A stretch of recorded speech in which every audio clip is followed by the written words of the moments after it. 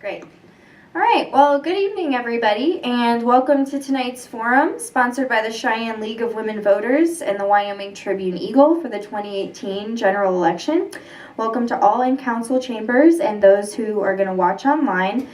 We are recording this, and it will be posted on YouTube. Links will be sent to the candidates, and if you would like to request a copy of the video to be sent to you, you can send that to Cheyenne LWV at gmail.com. We have one more forum, and that's going to be this upcoming Tuesday, October 30th, for Laramie County District Attorney. That'll be from 12:30 to 1:30 p.m. at the Kiwanis Community House in Lions Park. And special thanks to the city for allowing us to host so many of these forums here. It's been really wonderful. Early voting continues in the Laramie County Building atrium where the courthouses are, and you can get a paper absentee ballot from the county clerk's office. You can also get information there about how, when, and where to register to vote. Election day is November 6th, and just a reminder that the League of Women Voters, and the Wyoming Tribune Eagle for that matter, are nonpartisan organizations. And the League of Women Voters is open to all that works to help people get involved in their government, to be informed, and to vote. We hope that these forums will help provide some information, but we encourage people to check out the candidates' materials and to contact them with any other questions they may have. The Wyoming League of Women Voters has written a list of 5 principles of campaign integrity, and we hope that they help voters evaluate candidates and their campaigns. We hope that the candidates as well endorse those principles and observe them as they run for election. And you can get a copy of those. We have brochures right up here if you're interested in reading them. Great. So we have 4 candidates here tonight. We have John Eklund, who's the incumbent for House District 10, Jennifer Pasqua, is that pronounced correctly, who is his challenger, also in House District 10. And then we have Sean Castaneda for House District 41, and incumbent Bill Henderson, also for House District 41. So welcome, and thank you all for being here this evening. Let's talk about the way this is going to go down. You all are going to have a 2-minute opening statement, and we're going to rotate in each question about who starts answering the question, and then for each additional question you're going to have 1.5 minutes to answer with an extra 30-second rebuttal period or a follow-up question. So, and then you're going to close with another 2-minute statement. So why don't we get started with our opening statements, who you are, why you're running, why you're sitting up here. So let's start with Mr. Eklund. Thank you. So my name is John Eklund. I've been in the House of Representatives this is my 8th year. I'm finishing the 8th year of that. My wife Susie and I farm and ranch northeast of Cheyenne, about 30 miles. We raised our family in the Alban community. We have 3 daughters, and our middle daughter and her husband and family are in business with us. And the reason I originally ran is the same reason I'm running now, and that was to help Wyoming in any way I could. And this isn't exactly a volunteer job. It's a little more in depth than that. But you volunteer an awful lot of time. And I felt that I understood and knew the community, the heartbeat of the community, and I've been involved my entire life. I was born and raised here. And I feel that is a good way to understand the mindset of the people. Mine is pretty much the same. I was raised by the rural community that's out there, it seems like. And I would like to spend another 2 years if the voters think that would be okay with them. I've been supported in it, and I would like to go ahead and run for another term. Great, thank you. Ms. Pasqua. So a little bit about myself. I'm an educator with 14 years experience in the elementary and high school classrooms. I currently teach high school education. I'm an English 10th and 12th grade teacher at Central High School in Cheyenne. I teach special education. And I chose to run for office because I believe that the students of Wyoming deserve to have the best education possible. I have a son, he's 10 years old, and I've been married for the last 17 years. My husband is also an educator. He teaches at LWV. My son loves learning, and he has received a top-notch education here in our state, and I'm tired of hearing about Wyoming and how our education system is overfunded and how we have to make do with what we have. And I feel that our students deserve the best education possible, and I want to see things happen in the future. And I will never settle for the frame of thinking that we're overfunded and that they don't deserve the best education. And I believe in a government that is forward thinking and wants to problem solve, and we should be doing that through collaboration.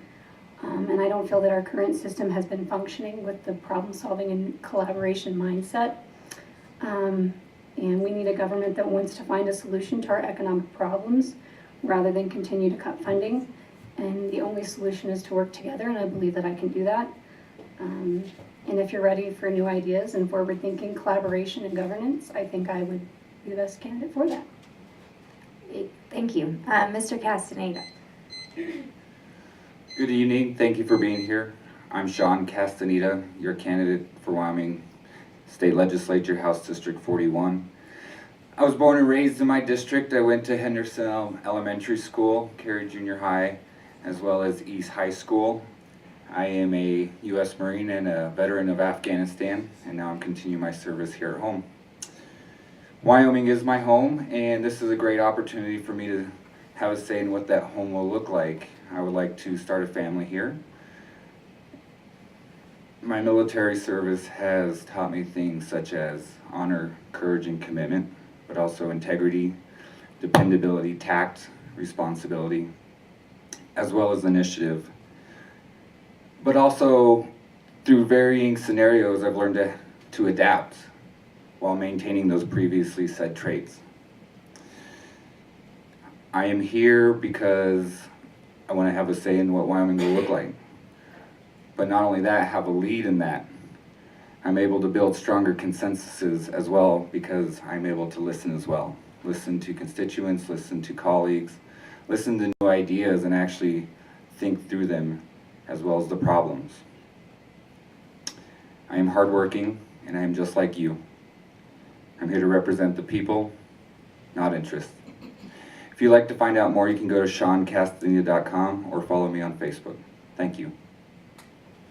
Thank you. Mr. Henderson. Thank you. And thank you to the League of Women Voters and everyone for being here tonight. I appreciate the opportunity to be here. I'm Bill Henderson, and I'm running to serve you and make sure your voice is heard. I'm finishing my first term as a freshman legislator. I learned that it's about the complete process, and the process starts with the constituent and understanding the constituent, and then working your way through, working with others to get the right things done for the right outcomes.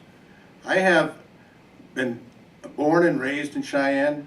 I've lived in the rural environment like John, and I've lived in the metropolitan environment.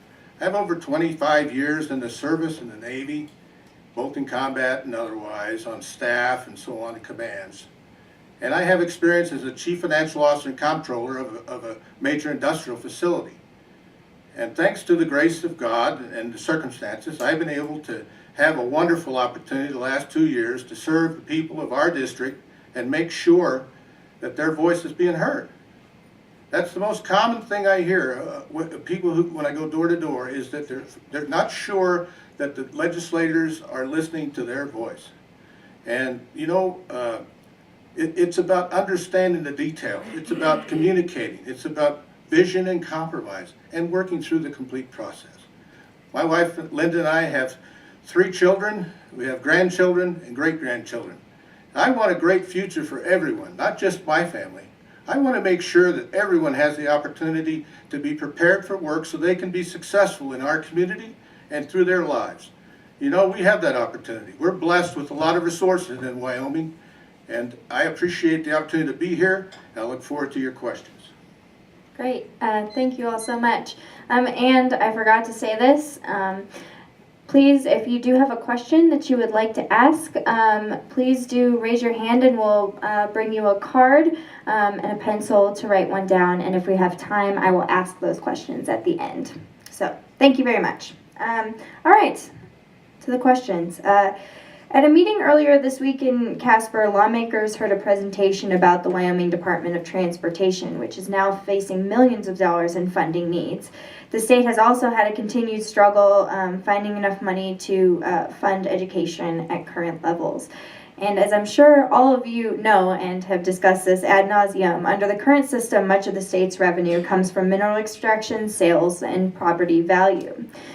We'd like to know how specifically you would address the state's budget needs and mitigate the effects of the mineral boom and bust cycle. And I'm going to reiterate specifically. Let's start with Ms. Pasqua. Minute and a half. A minute and a half to solve all of our problems. All right.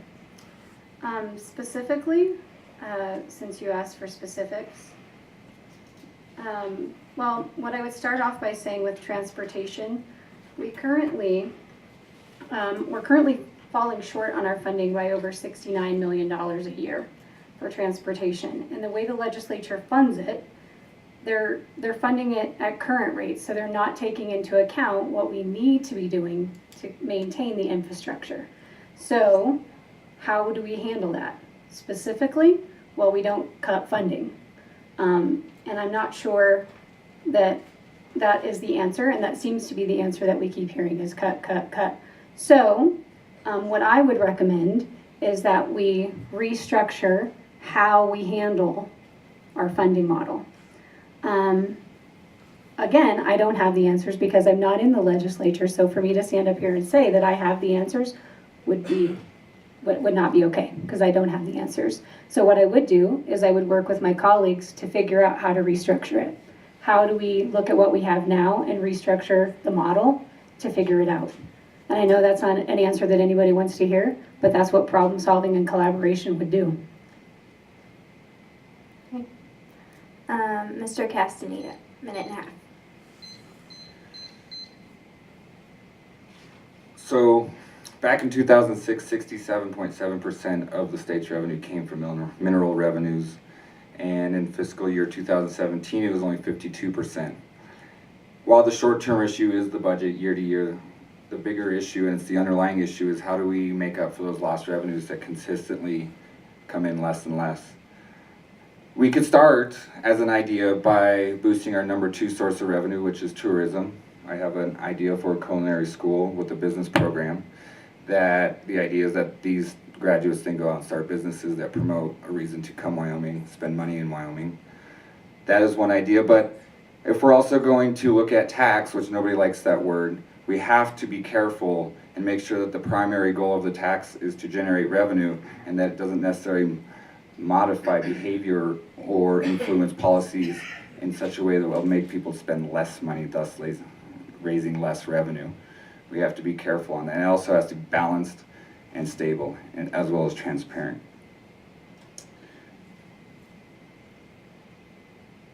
The biggest thing that I would point out, though, is that we do need to work together on different ideas, because Wyoming is so diverse in its population across the state that what will work for one county or even one city will not work for another place. So we do have to be careful and actually talk about these things. Thank you. Okay.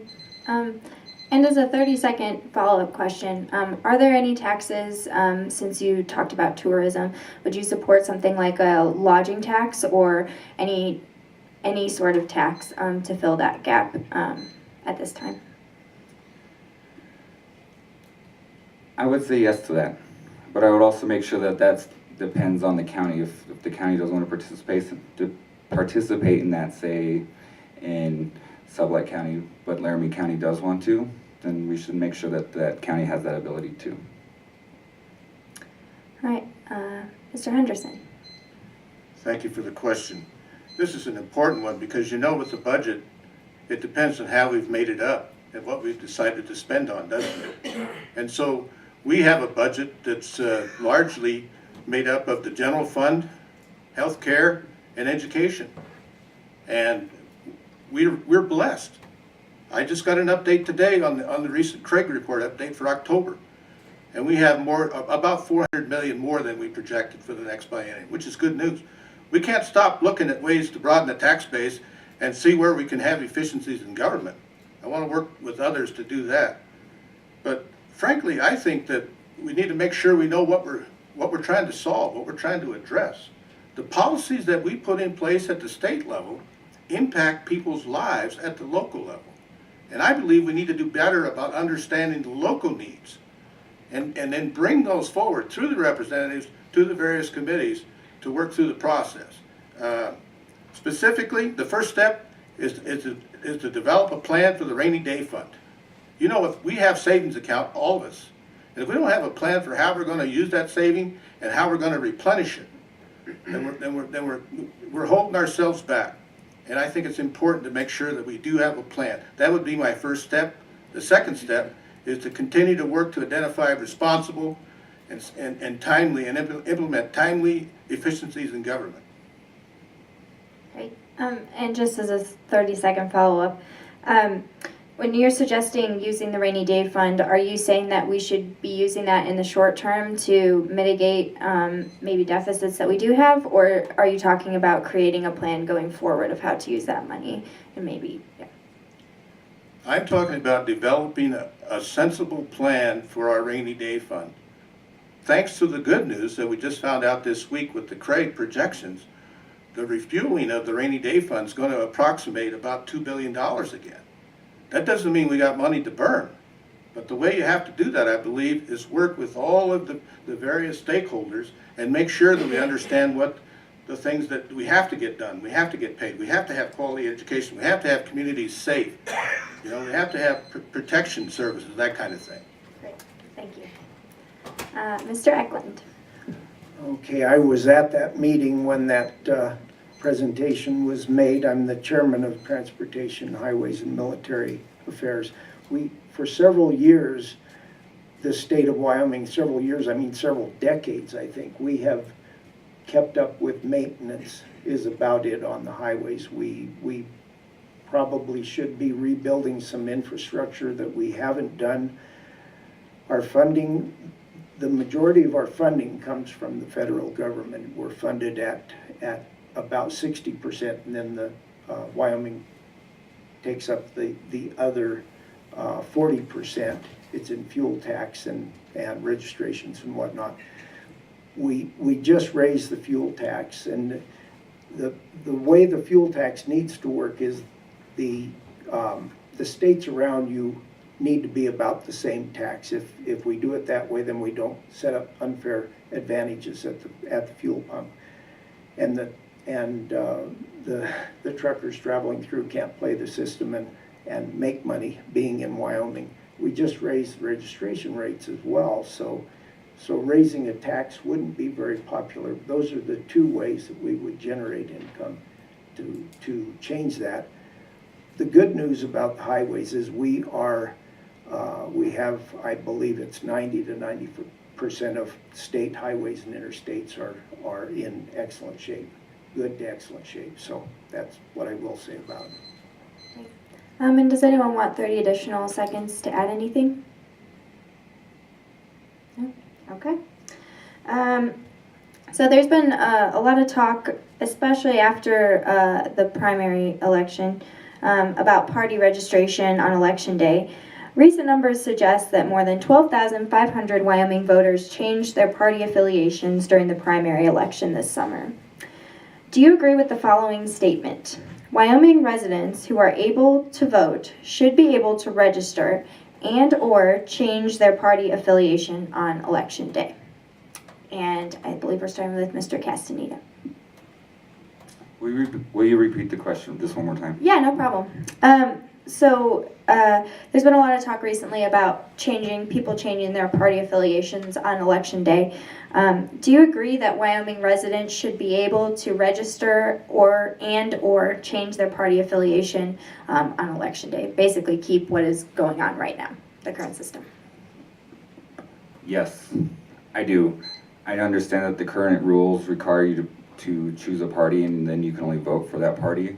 While that exists, you should still be able to vote and change your party affiliation while you have to vote for only one party at the primary, you should be able to change your party affiliation on the day of, because every American deserves the right to vote for who they actually want to vote for. Thank you. Great, thank you. Mr. Henderson. I believe that it's a very important topic that we need to talk about. If you listen to the people in the neighborhood, they're very concerned about the primary maybe being interrupted or interfered with. There have been states that have provided a notice, a cutoff point, if you will, for voters a reasonable time before the primary. I certainly want to do everything we can to encourage everyone who's eligible to vote.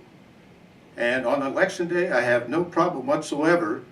You know, I spent a lot of years defending the Constitution for the freedoms that we have there. I have no problem with, on election day, changing party and you know, deciding who you want to vote for.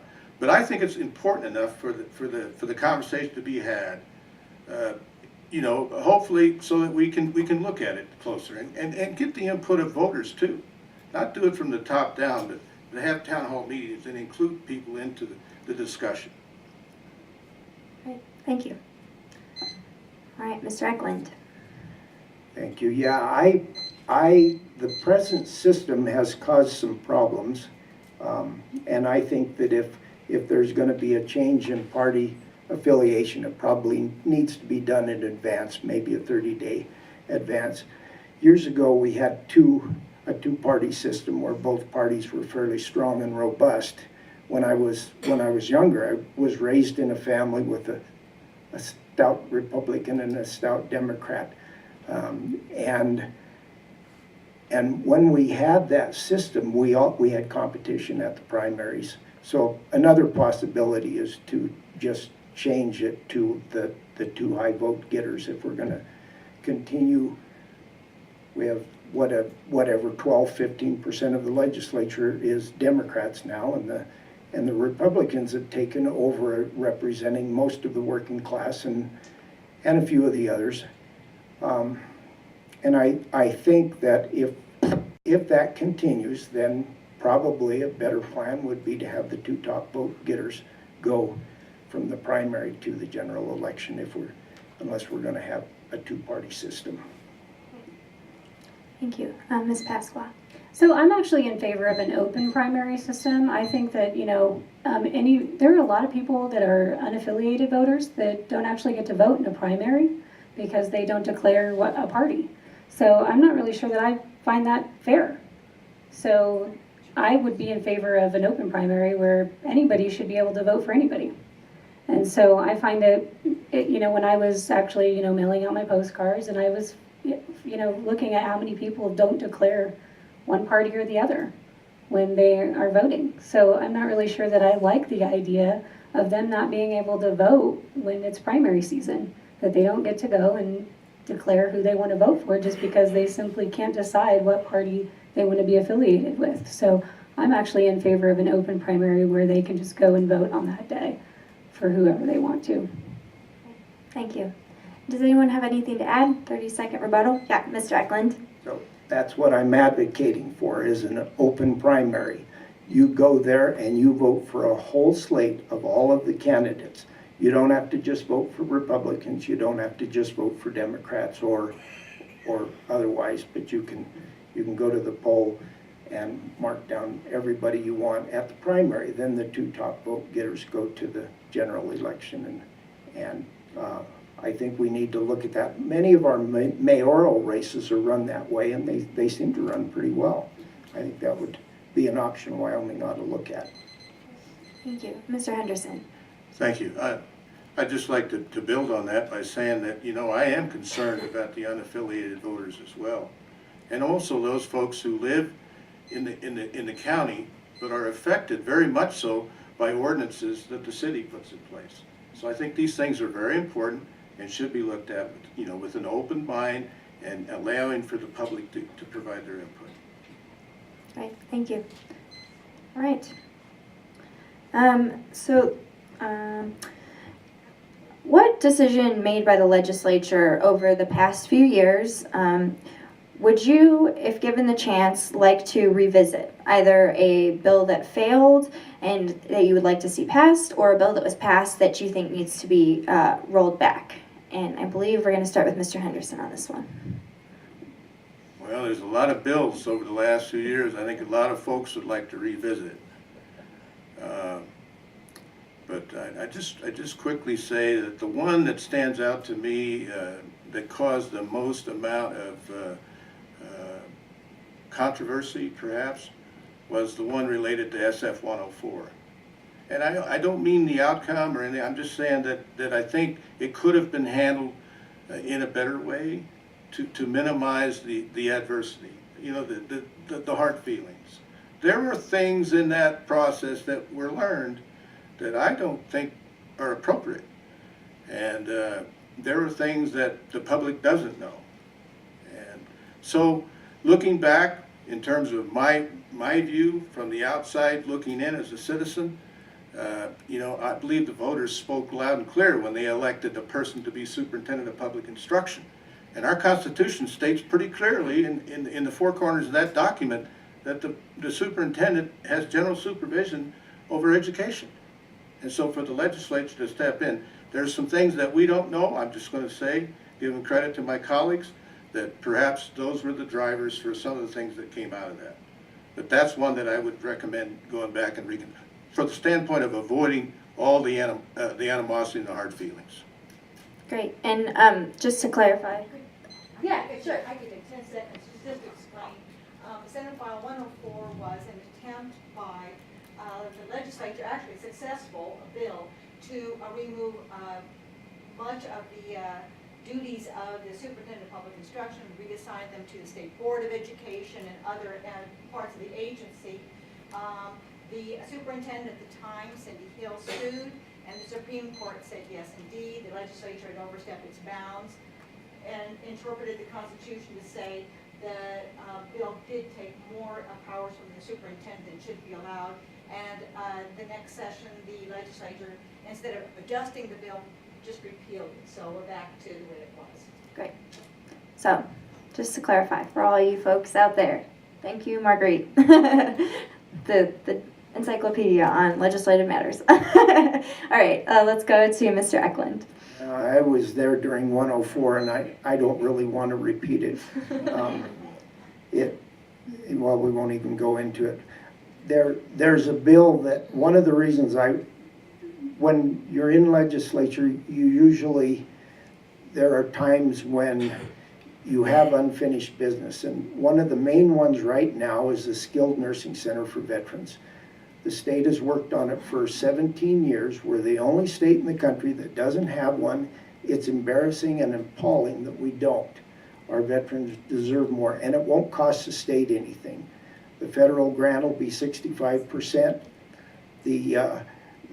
Our state's share will be 35%. It'll come in a loan, and the stipend that the federal government, extra money that the federal government pays for the care of our veterans that are in this home will pay for this thing in about, they're not sure, 15 years, but it'll have plenty of life after it's paid for, so it won't cost anything at all.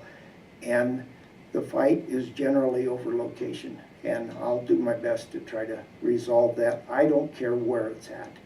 If we find we've got several locations that can work, I just want to see legislature get that done. So if I have a goal to revisit, I'll revisit that one every year until we get it done. Thank you. And you are revisiting it right now, correct? We are. Great. Great. Ms. Pasqua.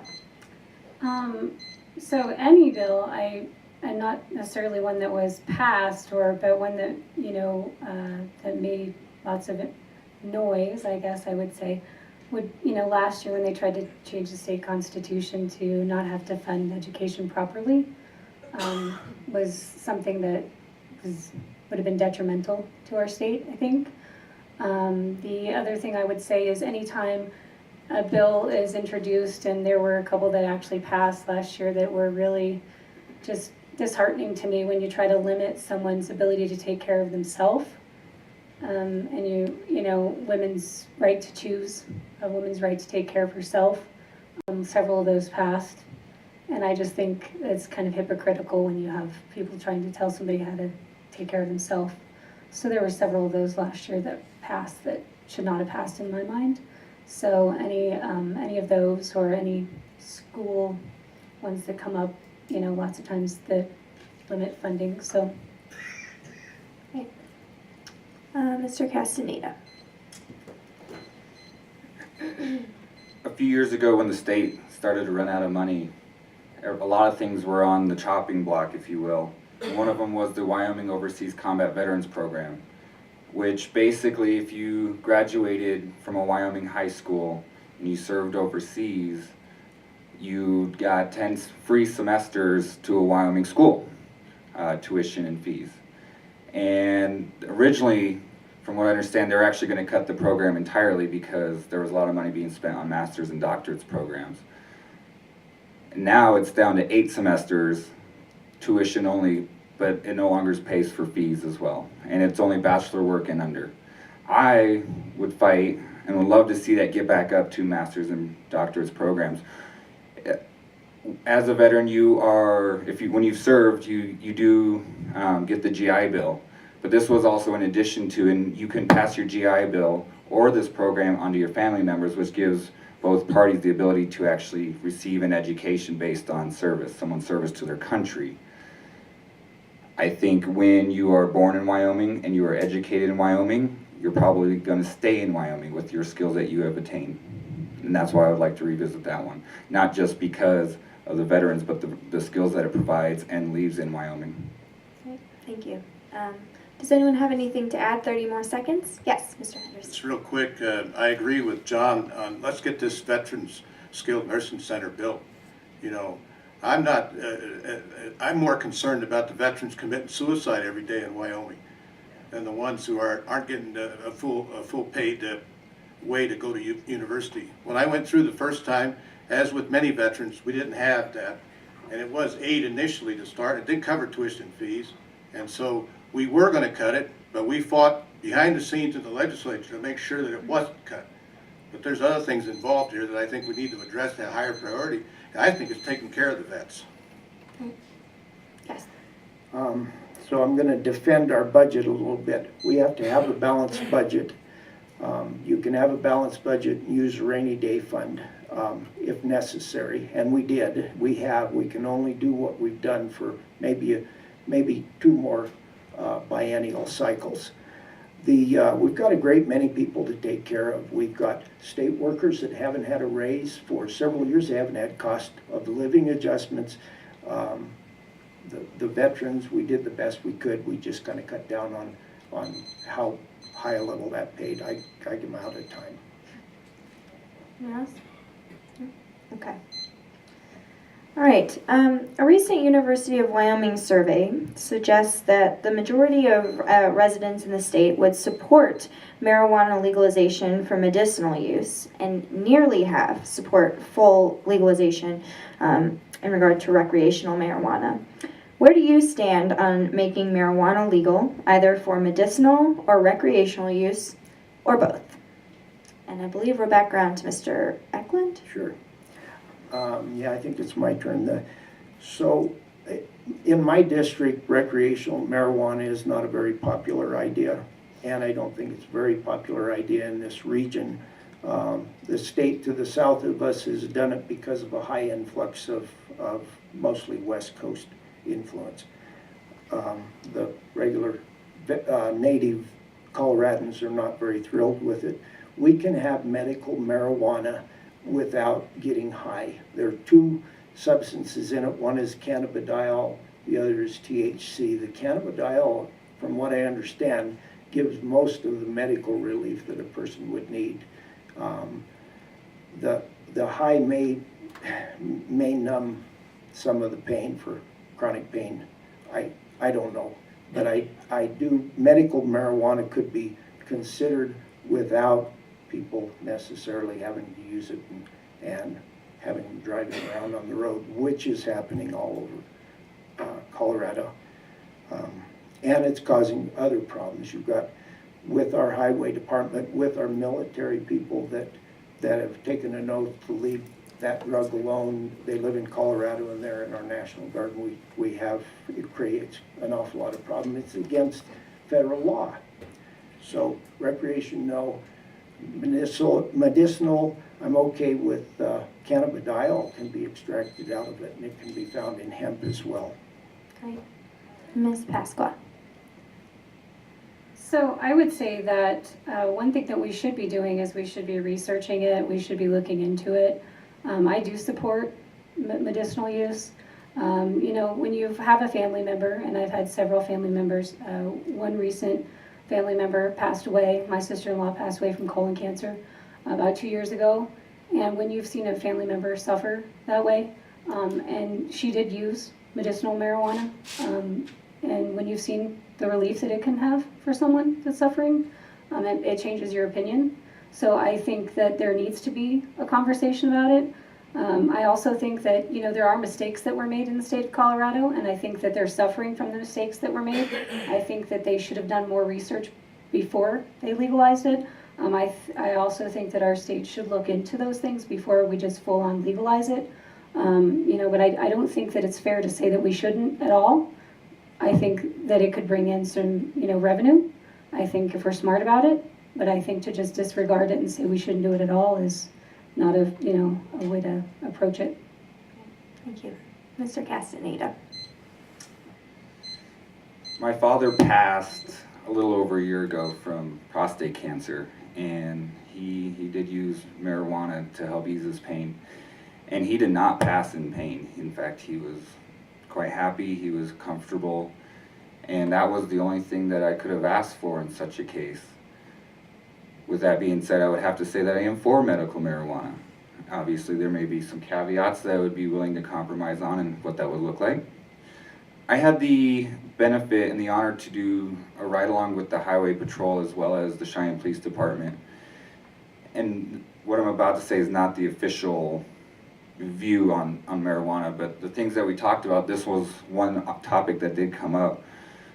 First off, the amount of THC that is available in Colorado now mixed with alcohol is contributing to a completely different reaction than what you might just say was normal marijuana. While marijuana is legal in Colorado and not here, you are going to see a lot of illicit activities, a lot more of it, especially in this region. Also, if it was to be legalized, as a caveat, I would make sure that it goes through the state legislature, not on the ballot. That way the state legislature can implement its controls, such as licensing the grower, the distributor, the seller, and making sure that there is a control on who's using it, who's spending it on it, and who's buying it. Thank you. Mr. Henderson. Thank you. I support use of medical, for medical purposes, use of marijuana, but I think it has to be developed and put into place properly. You know, we have a process through the FDA, through the Federal Drug Administration and testing and so on. You know, I attended a sheriff's convention this past year, and the head of the criminal division in Denver testified that the homeless population had gone up 14% since they legalized. And the voters were sold on the idea that this would generate more revenue, which wasn't the case. Okay, and then there's all these things that have happened since that we've heard about in the news. We don't want that to happen in Wyoming. And I think our law enforcement is responsive enough to communicate their needs to work with the adjacent states on differences in laws to make sure that the laws are enforced fairly and equitably in Wyoming. But for sure, we need to make sure we move forward on the use of medical purposes. And then as far as recreation, I think that's a decision that we're going to have to work on. You know, the governor had a task force here a year or so ago, and the conclusion of that task force was that no good purpose would come from recreational use of marijuana. So we need to take a good, close look at that. Right. Thank you. Anyone have anything to add? I do. Would you like to go first? You go ahead. I'll go after. Thank you, Representative. Representative Henderson brought up a good point about a statistic of homelessness going up. You hear a lot of different facts about this has changed or that has changed, but if we're going to look into legalizing, we need to make sure that that one is actually an effect of the other and not just a coincidence. I'm not saying that his statistic is wrong by any means. It could be, in fact, actually the effect. But we need to look at these things before we start assuming that revenue is generated by marijuana, but homelessness is also going up, or there it is. Yeah, There it is, the talked a little about revenue. We have to be careful what kind of revenue we want. Funding schools with revenue from something that's harmful to the children, in my mind, and a lot of people's minds, is not a good idea. I'll get back to hemp. We are trying to get hemp farming started all over the United States. There are some obstacles. It's loaded with the cannabidiol, which has the medicinal things that are needed for this medical use. The dastardly beep, at it again. What is, right now, Wyoming does not have term limits for legislative offices. Do any of you support the implementation of term limits? And I believe we're going to start with Ms. Pasqua. So I'm not sure that I do support term limits, and let me tell you why. Because I think that the democratic process, the citizens have to own up to who they vote for, okay? And so if they vote for somebody repeatedly, they obviously support the person they're voting in. And so it would not be fair for us to implement term limits, in my opinion, because then you're meddling with the democratic process. And I know that some places do have certain term limits on things, that's, in my mind, I feel like the citizens have to become the informed people, and they have to vote for the people that they want in office. And then they have to be held accountable. And, are there times when you see a, 10-term person in there that you want out? Sure. But ultimately, the people that you have to blame are the citizens. Thank you. Mr. Castaneda. I'm not for term limits. I have to agree with Mrs. Pasqua here. But also, my biggest fear is the power of the lobbyists and how the lobbyists can be there for 20, 30, 40 years, and their influence over different industries and subjects would become more powerful than the legislator itself. As a compromise on the subject, if there were term limits in place, I don't think it should be a permanent term limit. Let's say you do 6 years as a representative or 8 years as a senator, and then you have to be out for a 4-year or 2-year period, and then you can return. That way you can at least have a change up while not preventing a person from serving their communities. Also, you have every 2 years or 4 years, depending on the office, to actually start raising awareness about you if you wanted to run against someone who is an incumbent. You have time to plan out your campaign. And sure, a lot of people do run or vote based on name because that's the name they recognize, that's the name they see on the signs everywhere. But really, it's up to the other candidate, the opposing candidate, to make sure that their voice is heard as well, that their message is heard and seen everywhere.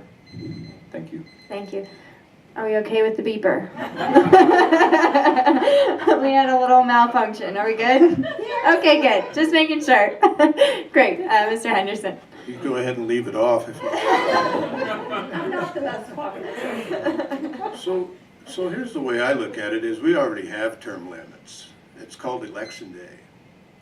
But beyond that, I think you want to look at what did the voters accept when they went in to vote for a candidate for office.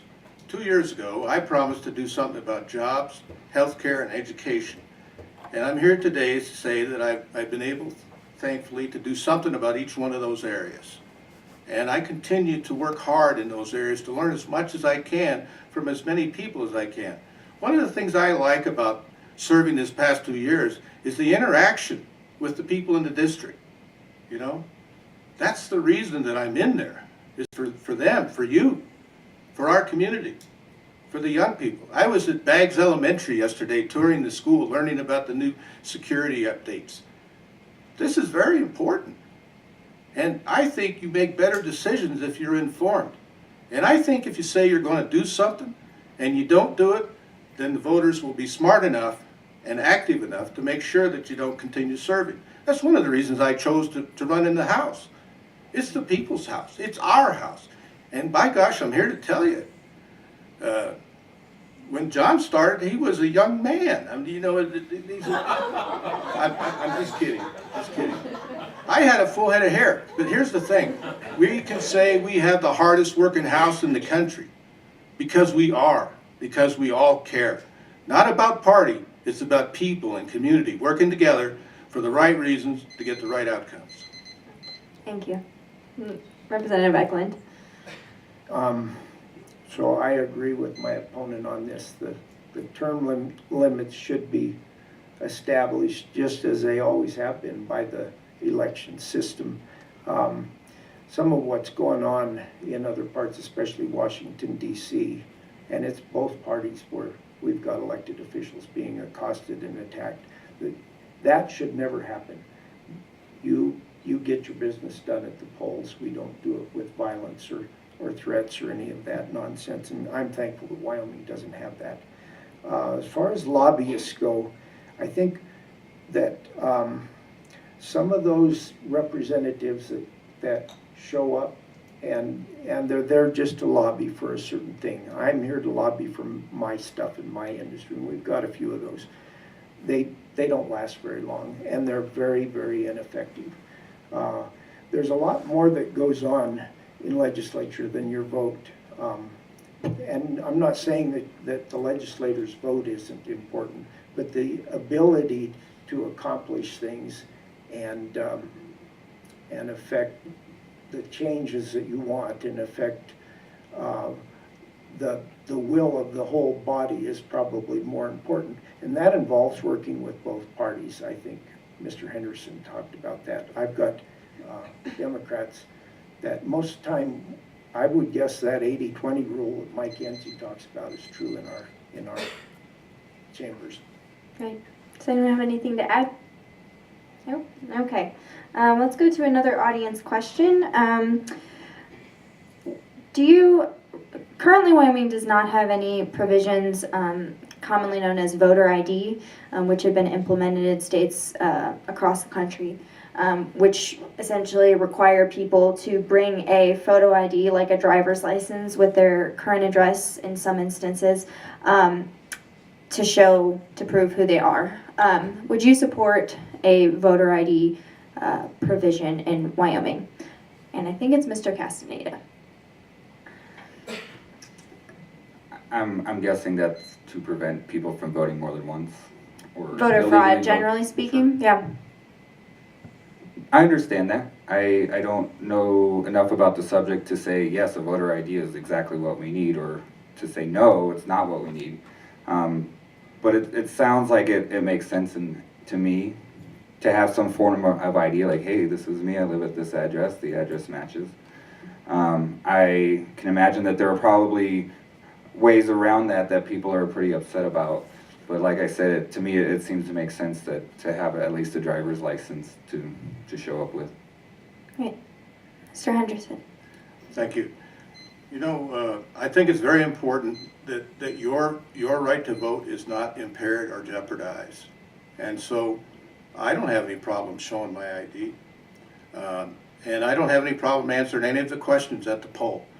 We're pretty lucky in Laramie County with the 13 voter centers and the opportunity to vote early.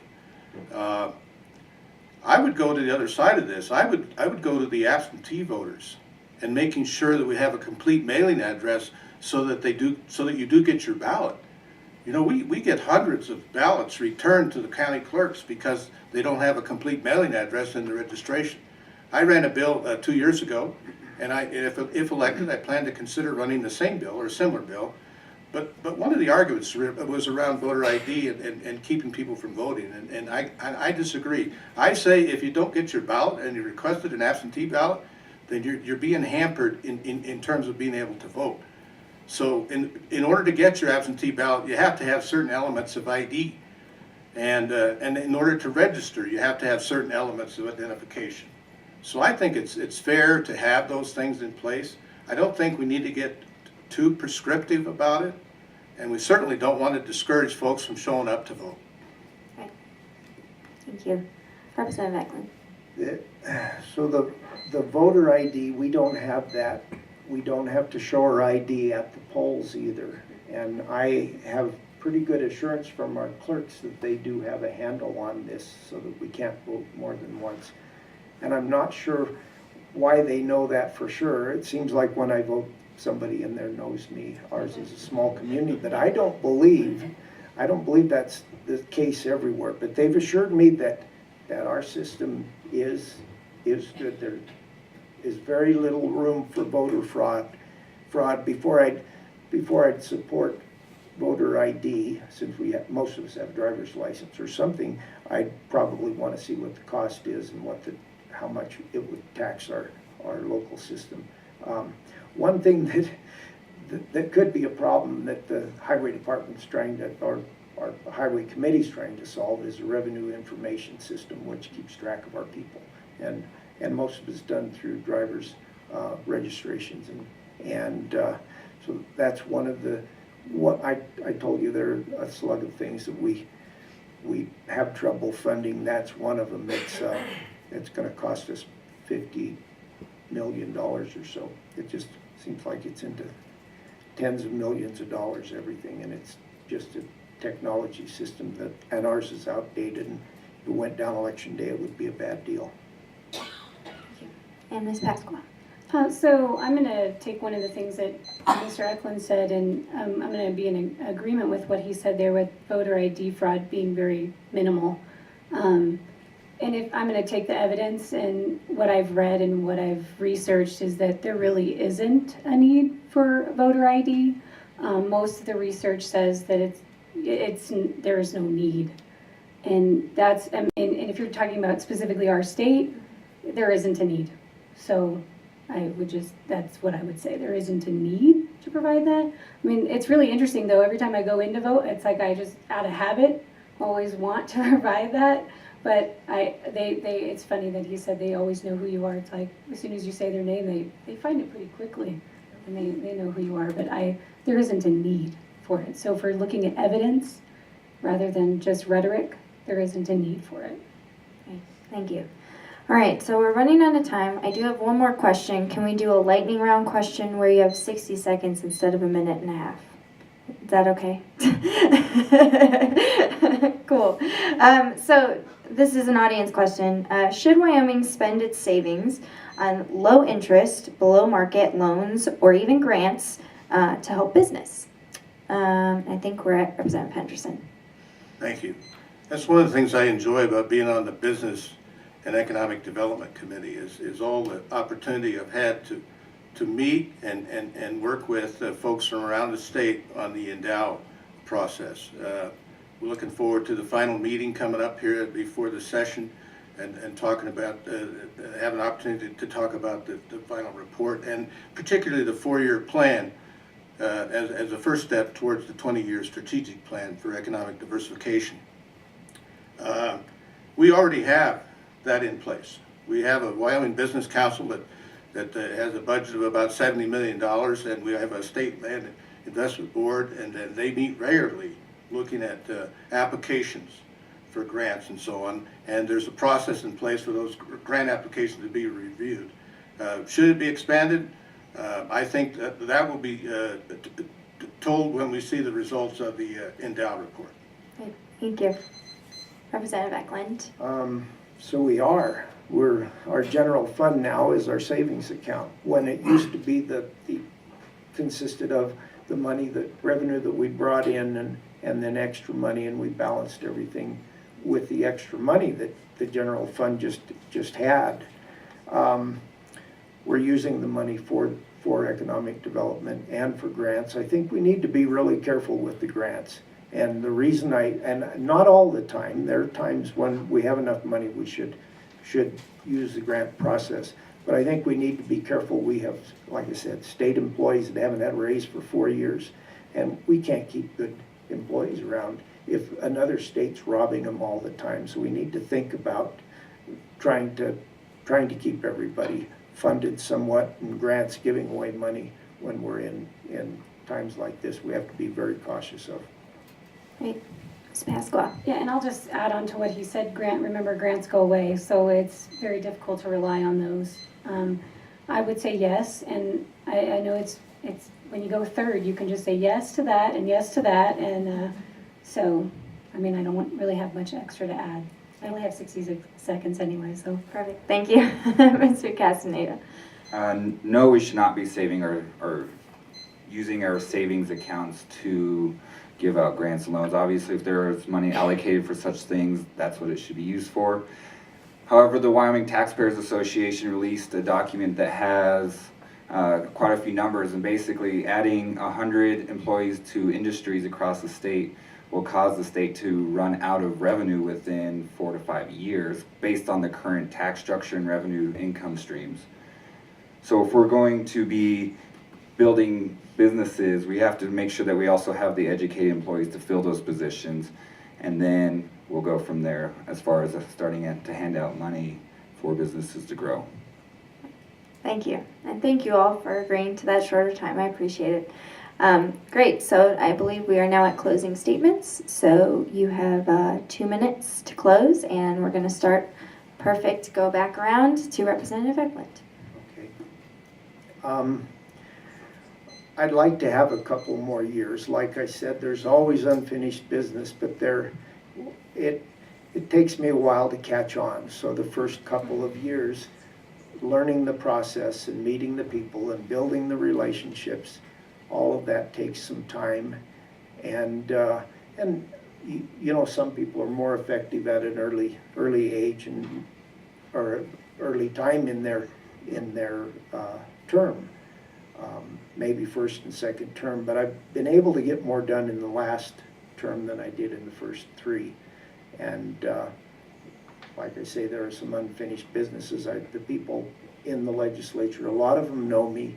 I'm able to work with either the House or the Senate, and our executive branch is good to work with as well. I'd like to have 2 more years to do it. And I've been supported by my community. They seem to understand what my job is, and we can agree to disagree without any incivility or anything like that. If Wyoming were anything like parts of the other country where I couldn't do this, I wouldn't do it. Instead, you've got Wyoming people that are very courteous and very independent, courteous, kind people. And I'd like to do it, serve again. I have more time than I did before. I'm getting over the hill, I guess, but like Bill said, but I'm still young enough and have the energy to get some things done, and I've really enjoyed my time in the legislature. It's been a privilege and an honor and a blessing, and I'd like to do it 2 more years. Thank you. Ms. Pasqua. So I would just reiterate that I would like the opportunity to serve. I believe in a government that's forward-thinking and wants to problem solve through collaboration, and I don't really see that in our current system. I don't believe that it's been functioning with either of these criteria. We need a government that wants to find a solution to our economic problems rather than to continue to cut funds. The only solution is to work together, and I'd like that opportunity. One thing I didn't mention and we didn't really talk about is the Wyoming Department of Health, and they've continued to receive cut after cut. Over $100 million has been cut from the Department of Health. I do not believe that cutting funding to our healthcare system is the way to improve it. If we care about our citizens, and I see a lot of students that are on Medicaid in special education, and I really think that we should show them that we care about them, and I do support Medicaid expansion. We didn't really get an opportunity to talk about that. And I think that I could bring some new ideas to the legislature, and I would like that opportunity. So again, if you think about new ideas, forward thinking, collaboration, governance, I would appreciate your vote. Thank you. Mr. Castaneda. Thank you for having us tonight. My name is Sean Castaneda. I'm your candidate for Wyoming State Legislature, House District 41. I was born and raised in my district, and everywhere I go as I walk through that district, knocking on doors, I'm meeting families who remind me of my family not too long ago. I am younger. I am speaking from the perspective of that I have 60 to 70 years left to live in, most likely in the state, and that's why I want to run, because I would represent the underrepresented people who are more in my age group, people who have thoughts and concerns and worries that aren't being addressed. So from my perspective, I want to have the ability to say what my home will look like, but also in a very proactive, forward-thinking, forward-looking perspective, whereas someone who is older will probably react more in the sense that this is their legacy, this is their retirement plan, but this is my home. I'm not doing this for my ego. I'm doing this because I want to see Wyoming thrive, economically grow. And really, I just want to represent people that are just like me, because I am just like you and you and you.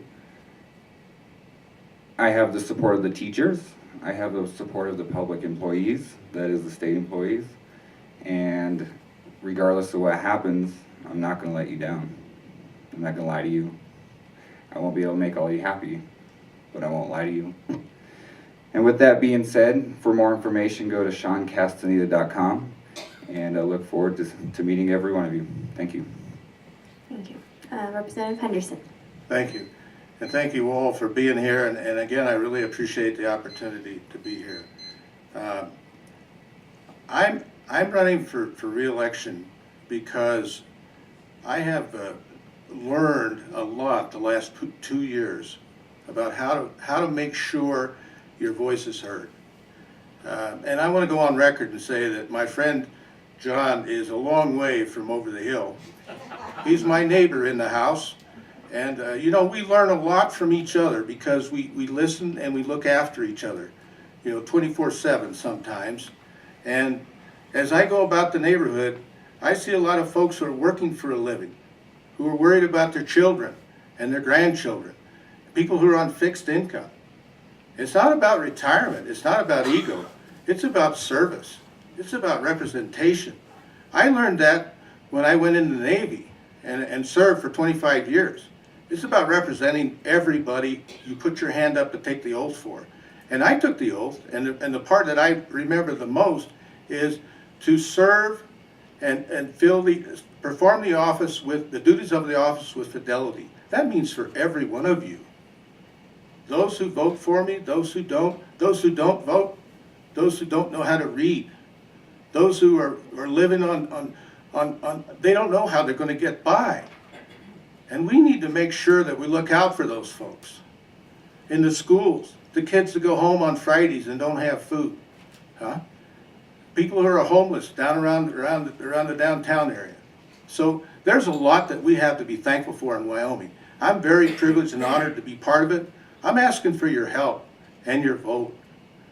With your vote and your help, I'll be able to serve another 2 years, and I'll be able to make sure that the effectiveness that I've learned to be able to do in the past 2 years, you know, getting the Hathaway passed and signed into law, getting the State Fair Endowment signed into law, we can continue that and move forward, and particularly move our community forward together.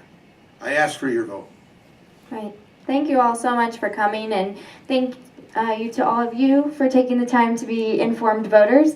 Just a reminder that the general election is November 6th, and you can still vote early in the atrium of the Laramie County Courthouse. That's 309 West 20th Street. So thank you all so much for coming. Thank you. Thank you. And we'll take a 5-minute break and then start. Good?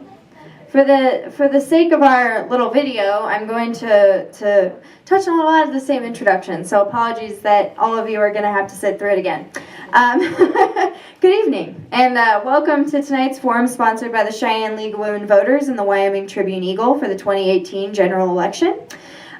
We are recording this, and it will be posted to the League's YouTube page. Links will be sent to candidates, posted on the League of Women Voters Facebook page, and will be sent to people who send requests to Cheyenne LWV at gmail.com. We have one more upcoming forum for District Attorney on Tuesday at from 12:30 to 1:30 at the Kiwanis Community House at Lions Park. Please join us there. Thanks to the city, though, for allowing us to use this wonderful council chambers for most of our forums. As just a reminder, early voting continues in the atrium at the Laramie County Courthouse. You can cast your ballot there and request a paper absentee ballot from the clerk's office. And then the general election is November 6th. Just a reminder that the League of Women Voters is a nonpartisan organization, also nonprofit, open to all that work to help people get involved in their government, to be informed, and to vote. We hope these forums help provide some information, but we also urge people to check out the candidates' materials and to contact them with other questions. You can also go on the Wyoming Tribune Eagle's website under the subhead Elections, and we have a slew of free content about all these forums we've been doing, candidate bios, all that stuff is all there, and it is all free. It is not behind our paywall. So, shameless plug there. And the League of Women Voters has written a list of 5 principles of campaign integrity. We hope they help voters evaluate candidates and their campaigns, and we hope that the candidates endorse the principles and observe them as they campaign for election. All right, let's get started. Before I forget, we are taking questions from the audience, so if you do have questions, please submit them. We have cards, so just wave someone over and they will help you. Tonight we have candidates for House District 42 and House District 44. The candidates who are here are Democrat Juliet Daniels for House District 42, welcome, and candidate Paul Johnson, a Republican for House District 44. Jim Blackburn, the incumbent for 42, is not here tonight, and neither is Sarah Burlingame, who is the Democratic candidate for House District 44. So, let's get started. The rules. We have a 2-minute opening statement, and then for each other actual question, you have 1.5 minutes to answer with a 30-second rebuttal period. Just a reminder for everyone, these two people are not running against each other. They are running in separate races, but we still hope to have some very vibrant conversations. So thank you two for being here. So let's start with opening statements. Let's start with Ms. Daniels. Hi, thank you to the League of Women Voters, Cheyenne, for having this forum. I think it's really a great opportunity to educate people on who the candidates are and what they stand for. I'm Juliet Daniels. I'm running for House District 42. The primary reason that I'm running is I believe in our system of government. It's of the people, for the people, and by the people. And I've heard too many people who've lost faith in how that works. And as I tell them, yes, get involved, it's important, I felt that I couldn't do that unless I was willing to step up and do as much as I can. And as a community development educator who advocates for engagement on a regular basis, I had the opportunity and the time and the ability, so I decided to step forward because I feel that it's my responsibility to do so. The things that I really my priorities in this election are transparency and accessible representation. I think it's important for our representatives to be available to us, to share what they're thinking with us, and to be accessible both in person as well as through electronic means, both before the session as well as during the session. So that's one of the things that I'm really going to push for. I think we need to address our budget issues, both for today and for the future. We recently have learned that we're going to have more money than we had thought we were going to previously. We need to be careful to not just count on having that money forever, because we do tend to have a boom and bust cycle, and we need to address the underlying insecurities that have caused us problems in the past couple of years. I also want to make sure we fully fund our educational system, both our K through 12 as well as our higher education. They're both critical to our communities and our state. And then accessible healthcare. I think it's a really important thing for the quality of our life. There's a lot that we can do at the local level as well as at the state level, even without getting into all the fights that we hear about at the national level. And finally, I want to protect Wyoming's quality of life and the values that we all hold. Our outdoor resources are phenomenal. I want to make sure that people have the ability to use them. So of course that means making sure that public lands stay in public hands. Okay, Dr. Johnson. Thank you. My name is Paul Johnson, and I'm running as a Republican for House District 44. I'm originally from Laramie. It's where I grew up and graduated from high school there. I attended medical school through the Wyoming Medical Education Program, and that's where I met my wife, Amanda. I returned to Cheyenne to practice medicine. I'm an ear, nose, and throat specialist. I am married to my wife, and we have 2 young daughters. They're ages 11 and 8, and they attend Cheyenne Public Schools. I'm also the president of the board and an owner of the the High Plains Surgical Center here in Cheyenne, so I do have background in business and management. As far as education, in addition to having my children in public schools here, I was served as the president of the Stride Learning Center. I also sit on the advisory boards for the University of Wyoming College of Health Sciences and for the Wyoming Medical Education Program. My reason for running is to make Wyoming a better place for my kids and for my patients. Since practicing back in Wyoming after my medical training, it's become harder. Patients do not have the means or the access to receive medical care. I prescribe prescriptions that aren't filled, prescribe CT scans that aren't done, recommend surgeries that aren't done, and then those patients end up in the ER months or years down the road, and it's more expensive. I'm concerned about our education system. We really need to be able to adequately fund it so that we have enough money in the classroom for our teachers and our students. I'm also concerned about our budget and our economy. Growing up in Wyoming, this is not my first boom or bust, and they're hard on the state, and we cut necessary services, and then once we get high on the hog, we start spending willy-nilly again. I think we need to get our budget under better control, and that does incorporate diversifying our economy so that next time we experience a bust, we don't end up in the same situation that we are now. So, thank you for having me. Great. Thank you, too, for being here. All right. So that's a perfect segue into our first question, which is in regard to the budget.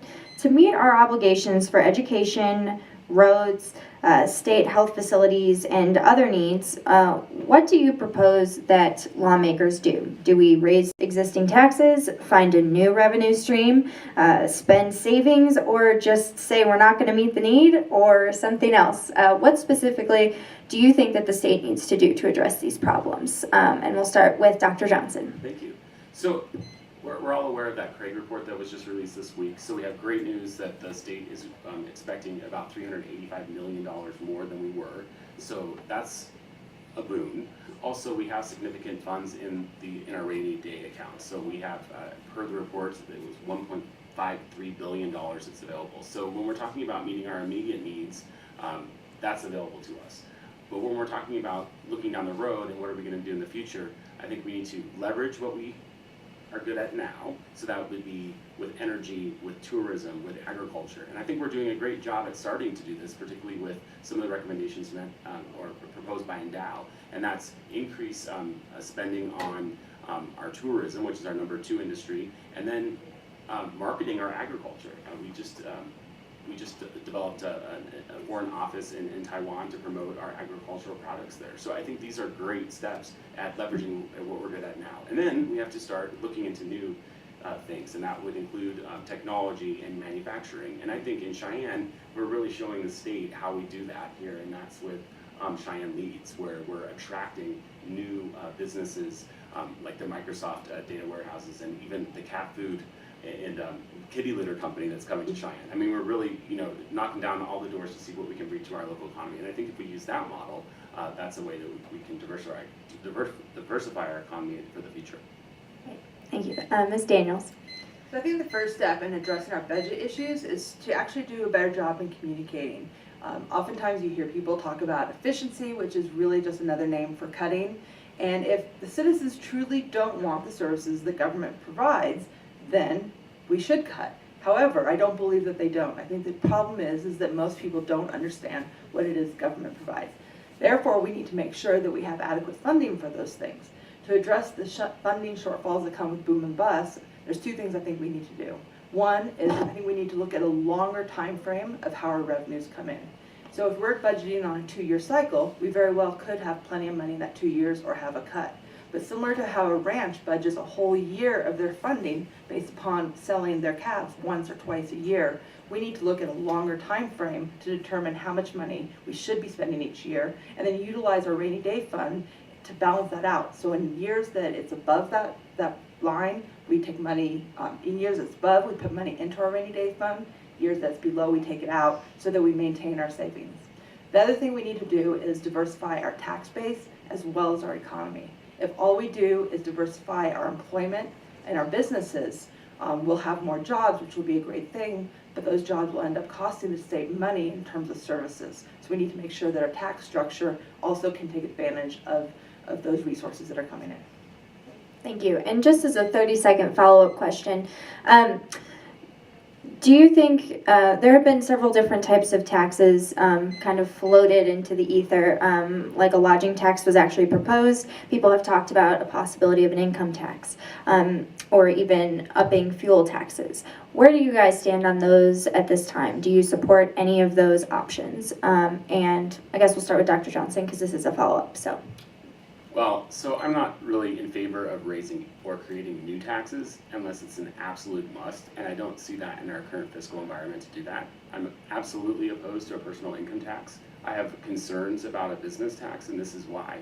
So per the Wyoming Constitution, we are not allowed to provide companies incentives to come to relocate to the state by cutting those taxes, whereas the states that surround us are able to do that. So part of the reason why a business might come to Cheyenne over Fort Collins is because we're able to provide private funding and provide infrastructure for that company. Now, if we have a state income tax and we're not able, or I'm sorry, a state business tax, and we're not able to cut that per our constitution, in Colorado we're not going to attract that company here. So if businesses only went to places that did not have income taxes or business taxes, we would be absolutely booming. Of course, it's a consideration. The way I look at it is just like a family does. When you have things that you want or need to buy, you must generate enough revenue to do it.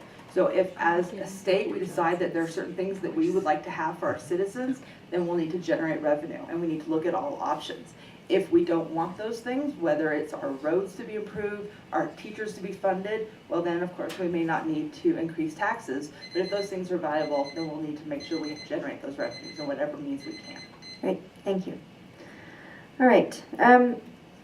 What decision that's been made by the legislature in the past few years, even in this past session, would you, if elected, like to revisit or reconsider, either maybe repealing something that was passed or reconsidering something that ultimately failed?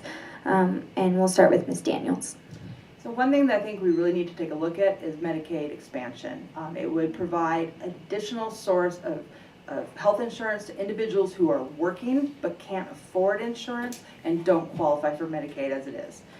That being said, I think we always need to be willing to look back at all legislation that we've passed in the past because we've learned new things, our values have changed over time, and we need to be aware that some things are no longer pertinent. Along those same lines, it's hard to actually identify some specific things that didn't pass or did, well, we know what did pass, but it's hard to identify some of the things that didn't pass because we're not very transparent about showing what's going on during committee meetings. We provide audio during the session, but we need to increase transparency so everyone has a better idea of what bills have been proposed, what have been passed, and what the discussion on them has been. Thank you. Dr. Johnson. So one of my frustrations as a citizen of Wyoming is when our legislature needs to cut funding, it seems that we are sometimes penny wise to be a dollar foolish down the road. And in my field of work, specifically when we're talking about treatment and preventative health care. And I think a really great example of this was in 2016 when we cut drug treatment programs in our prison system. And we saw that our the parole violations went up 91%. Now we fixed this problem, we put the funding back, but I think this is just demonstrative of my point where I don't sometimes think that we think our decisions through and what our repercussions are going to be, and they sometimes end up costing a lot more to the system than they would have in the first place. Thank you. Do either of you need 30 seconds to add? I would just say I absolutely agree with that. Cool. Thanks. Great. So there's been a lot of talk recently about party registration on Election Day. Recent numbers suggest that more than 12,500 Wyoming voters changed their party affiliations during the primary election this summer. Do you agree that Wyoming residents should continue to be able to register and declare their party affiliation on Election Day? And let's start with Dr. Johnson. So this comes up every election cycle, and if there were an easy answer, we would have solved it. I think the issue becomes, what is the purpose of a primary? And we can all answer the question, well, that's when a party is able to nominate their own nominee. And people get very frustrated in Wyoming, particularly in the Republican Party, where we have independents and Democrats switching the day of, and then there's a hypothesis that, well, gosh, that swung the election to somebody that was a little bit more moderate than the other one. We get it. I do understand on the other side as well, where there's an argument that if you're an independent or you're in the minority party, that you're disenfranchised. I mean, even here in Laramie County, where we have pretty adequate representation of both parties, there was no candidate for county coroner in the Democratic Party. And does that mean that citizens of Laramie County can't vote for their county coroner? And it's even worse when you get up further north or west, where there's no sheriff candidate or district attorney candidate that isn't in the majority party. And so I understand that. So then what are we going to do about it? Well, I've heard of some possible solutions where we should have a runoff, but that's just going to cost a lot more money. I don't think that we have the funds or the time to do that. So I do embrace, or at least I'm interested about the idea of maybe a jungle primary like they have on the West Coast, where it's the two top vote getters. Really, we have to decide as a state what we want to do and have the input of the citizenry. I don't think that we're accomplishing what we set to accomplish with our current voting system. Thank you. Ms. Daniels. A lot of what I'm going to say is actually quite in agreement with a lot of what Paul just said. Right now, if as things stand, I would be opposed to preventing people from changing parties the day of. I think that we need to make sure that we have removed as many barriers as possible for people to vote. It's a responsibility as well as a right to vote, and we don't want to infringe on that. Given the current status of the majority and minority parties in Wyoming, I do think if that trend continues where we have a very small minority party, we might need to look at something such as, Paul said, the jungle system, or the jungle primary in California.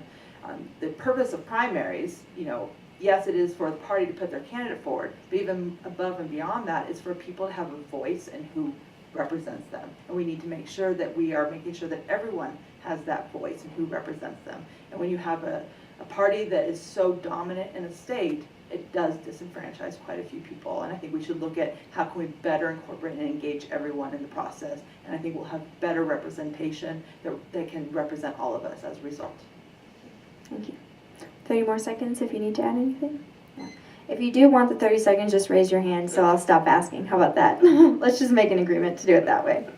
A big problem right now in Wyoming, from what we heard, is people having access to health care, as Dr. Johnson mentioned in his opening statement. Do you support expansion of Medicaid? And if not, and maybe even in addition to that, are there any other ideas that you have to address that problem for access to health care?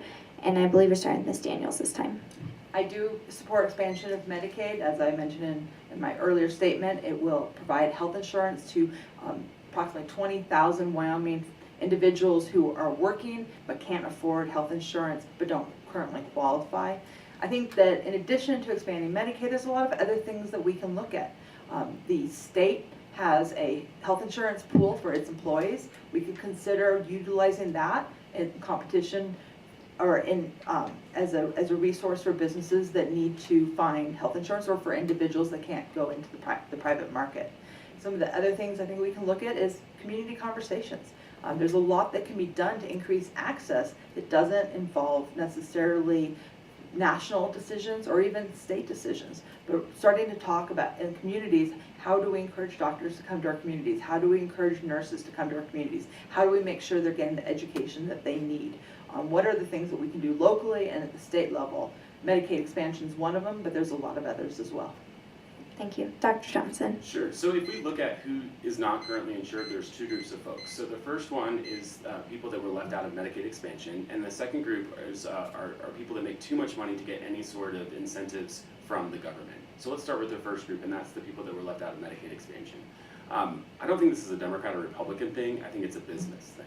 So if we were offered $135 million to build a bridge or a road or a park, and we had to pay 10% of it, I think most of us in the state would jump on that bandwagon. Despite the fact that it's also going to help 20,000 of our fellow citizens. This is money that's going to go directly into our local communities, our hospitals, our doctors, our pharmacies. And healthcare is one of our major industries in the state, and frankly, one of the major industries in a lot of our smaller communities. So I think we need to support that. When we're starting to look at the people that aren't, and one more thing I wanted to say is I think we need to do it with the waivers. So a really nice thing about the current administration is we're allowed to have Medicaid expansion waivers. There are 7 states that have done so. I'm really interested in the one that was enacted by Indiana, where people in the expansion group only, not people currently covered by Medicaid, but we have co-pays that disincentivize people from going to the emergency room when they can go to urgent care with their primary care provider.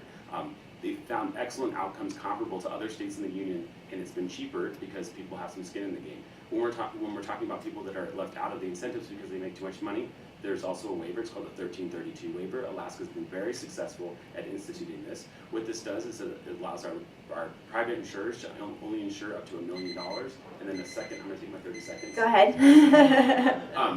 It allows the insurer, in this case it would be Blue Cross Blue Shield of Wyoming, to insure up to $1 million instead of unlimited. And then there's a reinsurance program which is paid for by the federal money that we would save for that. And that's brought down premiums between $100 and $200 a month. Thankfully, the legislature's actually been looking into this in the interim. In addition to that, I think having more insurance companies on the exchange instead of one, competition is good. And then we also have to remember that insurance does not equal care, right? So if I have an insurance card, that doesn't mean that I can go to the doctor, or I can go to the pharmacy, or then go to the hospital if those services don't exist. So we need to provide those services to the citizens of Wyoming. Great, go ahead.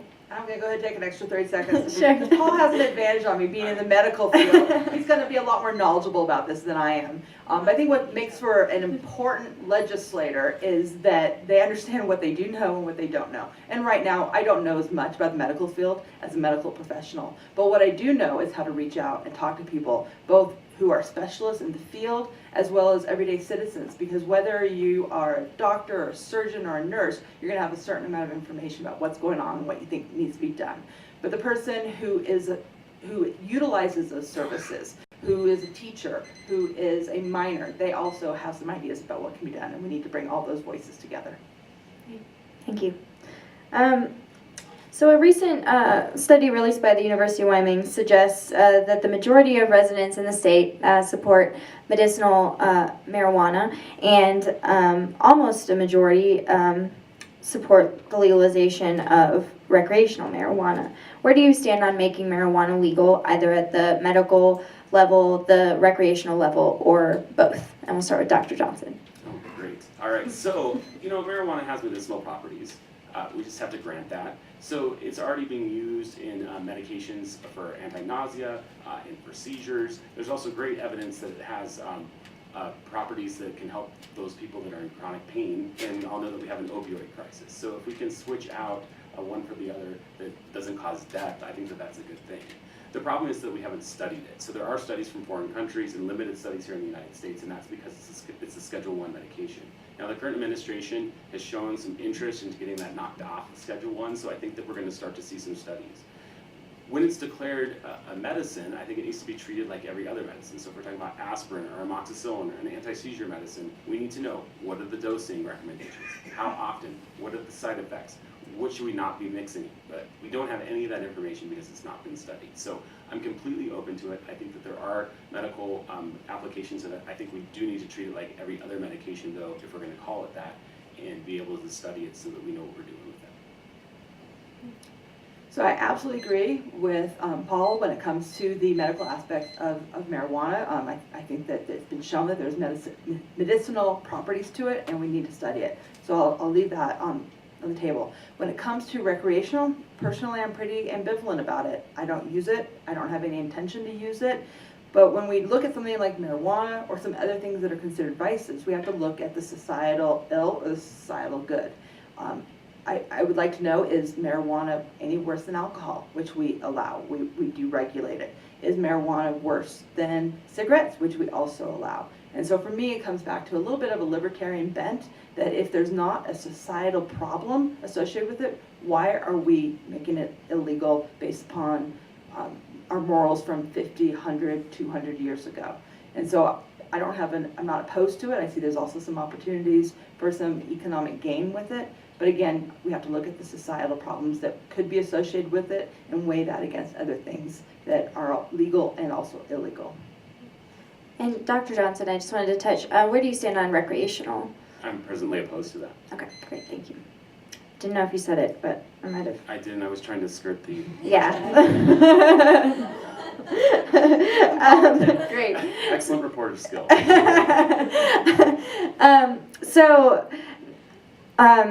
Recently the state has joined an effort to rethink criminal justice due to rising prison populations statewide, namely among nonviolent offenders such as drug offenders, for example. Where do you stand on criminal justice reform? What does that look like to you? What specific areas would you like to see change? And I think we're with Ms. Daniels. Yeah. I don't have a lot of expertise in the area of criminal justice, but it's an area that has really intrigued me, and I think that we need to do a lot of work on, especially when it comes to nonviolent offenders. Putting someone in prison does not do anything of benefit to society. I think we need to take a better look at how we use our prisons. They need to do a better job of one of their primary functions is to keep someone of danger away from us. In the case of non-violent criminals who are using drugs, they're really more a danger to themselves. So that's not a good reason to lock them away. And then we need to look at the long-term impact of that. Once you put someone in prison, they've lost their job. They have now learned a whole new system of rewards and benefits of how you behave, oftentimes in ways that we don't want them to behave when they come back to our communities. And so we really need to think about how do we take someone who's done something wrong, help them to make it right, and then to have a productive life after that. Right now, we just focus on the punishment aspect, and that doesn't actually provide any benefit to our future. We need to focus more on justice and restorative justice, and how can we make it right for the victims, as well as turn this person into a contributing member of our society. Thank you. Dr. Johnson.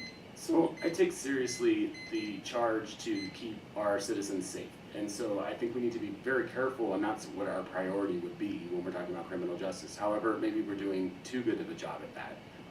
When we look at the rate of incarceration in Wyoming, it's gone up 8% over the past 10 years, whereas nationally it's gone down. We also don't have room in our prisons here. We're exporting people to be imprisoned in Mississippi and the like.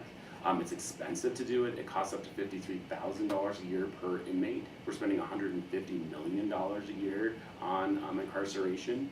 And then the major elephant in the room with this is mental health care and drug treatment. 25% of people that are imprisoned in the state of Wyoming were arrested on a drug charge or a parole violation because they were using drugs. I read an astounding statistic that 90% of men and 80% of women incarcerated in the state of Wyoming actually require drug treatment when they're incarcerated. These are not particularly violent criminals, and I think that perhaps a better use of our funds would be mental health care and drug treatment rather than imprisoning folks, including all of the reasons that Julia mentioned about the ramifications that has for these people and their families and their communities. So. Yes. I'd just like to say that I completely agree about the drug treatment and the mental health issues, and also point out when we send people out of state, we've now severed their ties with their families, and that hurts their ability to be productive when they come back because they don't have the support that they need. Yeah, I think that the goal ultimately is not only to protect society, but for non-violent criminals is rehabilitation, right? Or at least that's what we're saying. And if it would be really interesting to see what the reincarceration rate, I don't have that even though I brought a bunch of other statistics, but that should be ideally avoided, correct? If we've done our job at rehabilitation. If that didn't involve mental health treatment, drug treatment, and the like, then we're really not rehabilitating those people to go back into society and be productive. Thank you. All right.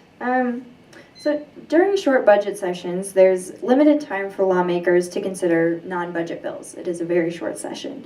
But despite those constraints, time constraints, dozens and even hundreds of bills are filed, many of which don't address what would probably constitute a pressing legal issue that needs solving right this second.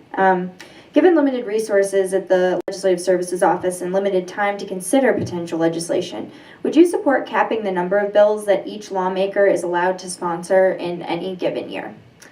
And I think we're back at Dr. Johnson. Sure. So this was one of my biggest beefs about the legislature, was that during budget session, they're screwing around and looking at other bills that have nothing to do with the budget, and then we don't finish the budget at the end and people go home. And I threw up my hands about this, but then I asked some questions. It turns out a lot of folks don't even get to see the budget until 2 weeks into the budget session. So rather than sit around and do nothing, they do legislate in areas that have nothing to do with the budget. Whether we should, so just to clear that area, you guys probably already knew that, and this was just news to me. But when we're talking about capping the number of bills, absolutely not. I think that this is our representation. Our representatives are supposed to be representing the public by which they were elected, and if they have 10 bills that need to be addressed in that district, I think those should be brought to the floor. There's a process that those bills get weeded out, and most of them don't make it all the way to a vote, and that's great, and that's how the system works. But I think understanding more about how the budget session works, number one, and then also being preserving our really our right of expression in being heard in our legislature is important. So I do not support a cap. Ms. Daniels. I also don't support a cap. It seems on the surface to be a good solution. It would make it more efficient. But the point of government isn't to be efficient, it's to be transparent and to be responsive to what people are wanting. If your legislator is introducing bills that aren't meaningful and clogging up the system and isn't an effective legislator, then as voters, you vote them out. It's doing Band-Aid fixes to when the underlying problem is lack of engagement or lack of listening to the voters doesn't solve the issue. We need to make sure that there's more engagement, people understand what's going on, and they have the opportunity to say this is important to me, and the legislators have the opportunity to bring those things forward. I'd also like to make a comment that I forgot in my first response. I think it would be nice to have the budget before the budget session started instead of mid-session. I think that would be allow the legislators to have time to mull everything over and perhaps be a little bit more efficient with their time there. And to add on to that, not only have it ahead of time, but to have it in a format and available to citizens so they can look at it and it's in an understandable format. Oftentimes when we talk about budgets in millions and billions of dollars, it becomes really hard to understand. And I think when we talk about the budget and share it with individuals, it should be done in terms of how many dollars per person so that it's a more realistic amount that people can grasp. One of the major efforts that Governor Meade has undergone is his Endow Council. Do you support the way that is being done in its current form, and would you suggest any changes or maybe legislative action on the economic diversification front? And I think we're with Ms. Daniels. So I think it's always a good thing to look far into the future and when you're looking about your economic development. I know that Endow has addressed a number of concerns that people had in being able to work together across agencies, and it's really brought people together. Moving forward, if it's going to be effective, it needs to be funded. It needs to also be staffed. When I think about, I do a lot of work with the Wyoming Business Council. I know there's a lot of really passionate, committed people in that organization, but they don't have the resources to pick up all the things that Endow is trying to do without having additional funding. And so we can talk about these really in-depth strategic plans, but unless we provide the resources to the people who are going to implement them, they're not going to happen. Right now there's a lot of people around the state, business people, citizens who are really passionate and are giving their time and energy, but we can't rely on people to volunteer their time and energy when they have other responsibilities. We need to make sure that we have the infrastructure in place to make that happen. I started my career in economic development. I'm very supportive of economic development, but it does need to be done smartly. Thank you. Dr. Johnson. Well, so I agree with the premise of Endow. I think that we're trying to move ourselves away from the boom and bust economy. I think that we need to realize that we need to try something. Are all of the ideas that are put forth by Endow going to happen? No. Are all of them good ideas? No. Are we going to try some of them and they turn out to be bad ideas? Sure. But again, I think it's important that we try, right? We're trying to fix the problem. I really applaud the legislature last year where they were brought with recommendations from Endow and were able to pass some. And I really am in agreement with all of them. Broadband, blockchain legislation, in computer science, curriculum in schools, marketing our agricultural products, providing monies for startups. I think those are all wonderful ideas. And I think the process is messy, right? So as I said before, not every idea is going to be good, but we have a chance to have a healthy debate at the legislature. Can we afford all of them? No. Maybe we don't fund it completely, but I think that this is the process. And I'm excited by it, and I really would like to be part of that. Part of that Endow report was in reference to a non-discrimination law and how some companies were saying, and I believe it was a study, that that's one of the things that is missing in Wyoming is a non-discrimination law extending to gender and sexual orientation. Is that something that you would support in the legislature as an implementation of that law? And I think we're at Dr. Johnson. So I want to make it clear, I'm not for discrimination of any kind in the state of Wyoming. It has no place here. We are the equality state. There should be no reason why someone should not be hired or why they should be fired from their job about what they do at their house and who they love. Absolutely not. I think when you talk to some people that are currently in state government, there is a good legal argument for the lack of let me rephrase that. The protection already exists in our state constitution. The Wyoming Constitution in Article 1, Section 2 and 3 does guarantee equality for all and equal rights.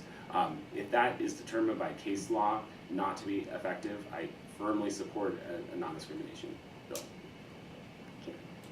So I agree with Paul that you shouldn't lose your job or be discriminated against for what you do in your home. What I do disagree with him, though, is that does happen. It happens for people who are in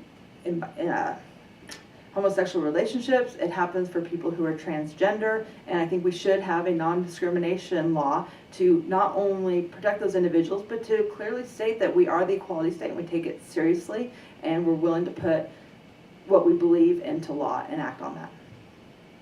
I'm going to disagree that there was a disagreement. You did say that you think it's taken care of already. No, I said that there is a compelling argument that this is already prohibited in our state constitution, and if that is not found to be correct in case law, I would wholeheartedly support a non-discrimination bill. I figure if we can make laws to declare a chocolate chip cookie our state cookie, that we can make a law to just definitely ensure that people aren't discriminated against. But we don't have a state cookie in our state constitution. Now it's turned into a debate. Makes it a little more interesting, honestly, so I'm fine with it. Great. Thank you both for coming and doing this, and I think now we have time for a 2-minute closing. So I think, Dr. Johnson, it's your turn to start. Oh, great. Well, I wanted to thank the League of Women Voters, the Wyoming Tribune Eagle, for having us. I think this is a lot of fun. I also want to thank Juliet. Even though we're not running against each other, everyone just to announce that again, just for a lively discussion that we had. I think we agreed on a lot of stuff, but we exchanged some interesting ideas back and forth. I would really appreciate your vote. I grew up in Wyoming. I'm a doctor here. I'm a small businessman here. I have a wife and kids. I have a lot invested in the state and my community. I think I have a lot of good ideas. I bring a lot to the table, and I would wholeheartedly ask you to check me out a little bit more and bless me with your vote. My website is johnsonforwyoming.com. I also want to thank the League of Women Voters and the Wyoming Tribune Eagle and Paul. I think that some of the back and forth we had really showcases why it's so important to have a diversity of opinions in the legislature. You need to have people who can talk to each other, disagree civilly, and come up with solutions that are best for the majority of people. And I think by having that diversity, looking at strengthening the minority party a little bit, I think that will also help create some diversity. I really look forward to the opportunity to serve in the legislature. I spent over the last 20 years working in economic and community development, doing what I can to increase the health and vitality of our communities, ensuring that people have jobs, and that they have the quality of life that they want from the state. And I'd like to continue doing that by serving in the legislature. To get more information on me, you can go to my website, julietdaniels.com, and follow my page on Facebook as well. Great. Thank you both for being here. And just a reminder, the general election is November 6th. So be sure to get out to one of the 13 polling places in Laramie County and cast your ballot. You can find those locations on the Laramie County Clerk's website. I believe it's laramiecountyclerk.com. Okay, cool, I remembered that. And as of right now, absentee voting is still happening in the atrium of the Laramie County Courthouse. That's 309 West 20th Street. And you can also get an absentee ballot at the clerk's office, which is in that same building. So thank you so much for coming out. Thanks, everybody.